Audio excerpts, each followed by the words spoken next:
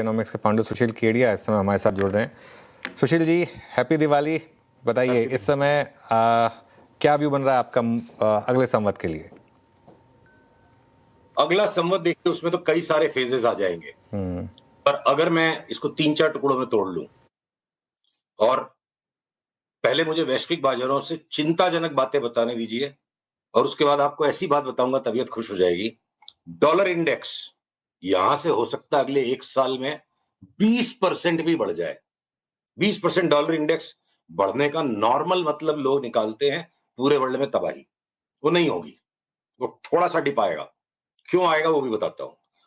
पहले तो ये डॉलर इंडेक्स जब सरप्राइज देना शुरू करेगा, उसके साथ हमारी एक थोड़ी सी साहसी फोरकास्ट है कि यूएस 10 ईयर बॉन्ड यील्ड नहीं, 3 months, 1 year, 2 years, 5 years, 10 years, 30 years, पूरा का पूरा यील्ड कर्व ऊपर उठ जाएगा। तो यूएस के रेट्स बढ़ेंगे, डॉलर का इंडेक्स बढ़ जाएगा, तो होगा क्या संसार में? जो नॉर्मल क्राउड थिंकिंग में शुरू का 1-1.5 महीने का वॉल स्ट्रीट डैक्स पे करेक्शन आ सकता है, बहुत ज्यादा steep correction Korea, Taiwan, Japan और निकी में आएगा, पर उसका बेनिफिट मिलना चाहिए इंडिया को, जो चार्ट्स की पोजीशनिंग है। 1 मिनट में आता हूं मैं क्यों इंडिया को बेनिफिट मिलेगा। यूएस यील्ड कर्व्स का ऊपर उठना और डॉलर इंडेक्स का इतना ऊपर उठना, इसका एक मतलब और भी होता है कि अगर कभी यूएस इकोनॉमी में बहुत ज्यादा स्ट्रेंथ लौट आए तो जस्टिफाइड हो जाता है डॉलर इंडेक्स का ऊपर बढ़ना। और यूएस रेट्स के ट्रम्प साहब जो बार बार चिल्ला रहे हैं ना कि मैं इतने ट्रिलियन डॉलर का इन्वेस्टमेंट ले आऊंगा, don't under estimate that man. पूरी दुनिया को सामना कर रखा उसने। तो अगर यूएस इकोनॉमी में इंटरेस्ट रेट और डॉलर इंडेक्स के कारण हम दांव लगा रहे हैं कि 2026 में बड़ा स्ट्रेंथ लौटेगा, तो हम यहाँ आईटी के जो लार्ज कैप स्टॉक्स है उसमें बेतहाशा रिटर्न देख सकते हैं सेकंड हाफ ऑफ 2026। ठीक है, अगले 3 महीने में अगर डॉलर इंडेक्स बढ़ती है, इंटरेस्ट रेट्स बढ़ जाते हैं और थोड़ा सा इक्विटी मार्केट्स में करेक्शन आता है, बिटकॉइन ढेर हो जाता है, सारे के सारे प्रेशियस मेटल्स, खाली गोल्ड सिल्वर नहीं, प्लैटिनम और पैलेडियम भी अगर चूर होते हैं, कहीं तो पैसा डालेंगे ना वर्ल्ड के इन्वेस्टर्स। तो इंडिया ने अपनी अति 2024 के इलेक्शन के पहले मचा दी थी और उसके बाद जिस लेवल की डीप डैमेजेस इंडिविजुअल स्टॉक्स में हो गए हैं, खाली निफ्टी का पी रेशियो देखना और एब्सेंस ऑफ ग्रोथ को देखना is going to be missing trees for the woods. बहुत बड़ी संख्या में ऐसे स्टॉक्स हैं जिनके अंदर वैल्यूएशन भी जस्टिफाइड हो चुका है और जिनके अंदर में रिलेटिव स्ट्रेंथ चार्ट्स का ऐसा है कि सिलेक्टिव स्टॉक पिकर्स का मार्केट है।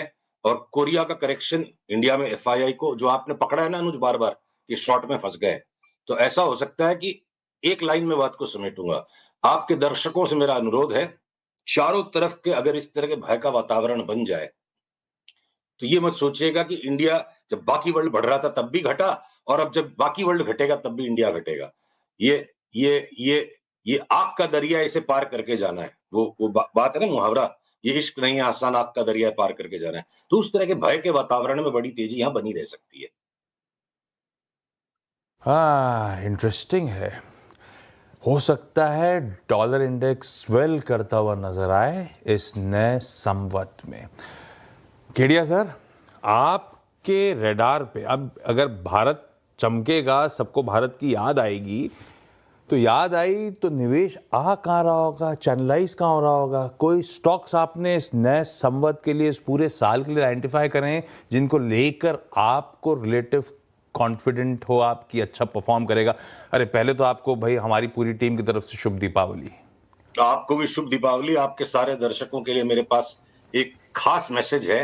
भगवान गणेश की ऐसी कृपा हो, भगवान गणेश की ऐसी कृपा हो कि हर निवेशक अपनी पोजीशन साइज को इतनी समझदारी से चुने, स्टॉप लॉस लेते वक्त कोई हिचकिचाहट ना हो, जिससे कि माता लक्ष्मी का पूरा आशीर्वाद प्राप्त हो और पूरे ट्रेंड को आदमी राइड कर सके। मतलब ये तो समझ गया मैं। ये तो बिल्कुल आपने बहुत बढ़िया एडवाइस दी। ये कोई स्टॉक्स वॉक्स जो आपके रडार में वो नहीं बता रहे हो आप आज? आप पूछो तो हम बता दें। हमारे पास मैंने तो इसी से तो सवाल पूछा था मैंने।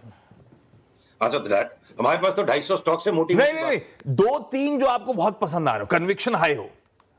देखिए, कन्विक्शन हमारा हर जगह है। मतलब ये वाला जो सवाल है ना कि बस गारंटीड 3 स्टॉक दे दो, वो कन्विक्शन हाई का मतलब है गारंटीड। सबसे जरूरी चीज दिवाली को सीखने की है, लक्ष्मी जी की पूरी इज्जत होनी चाहिए और कभी भी रिस्क को अंडर एस्टिमेट मत करो। कोई गारंटीड नहीं है।